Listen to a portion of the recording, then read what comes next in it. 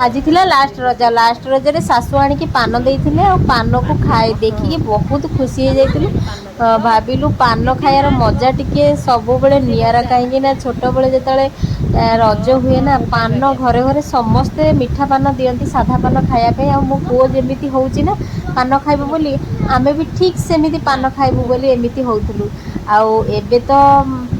सब बेले तो पान खाई होउनी एई रजरे किए खंडे खंडे आनिकी देले खाई हुए आ मीठा पान तो माने एमिति कि मते तो बहुत भल लगे तादरे जो सब पड़ी थाए चेरी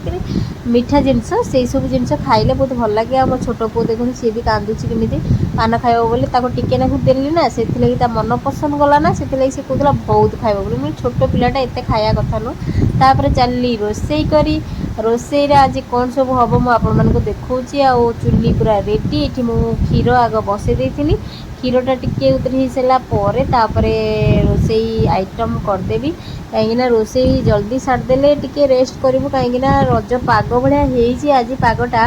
आउ एते खरा भी ना पागटा पूरा बढ़िया है बुली जावाई बहुत बढ़िया है कि आम तो कौटी जापारे घरे ही रोचु।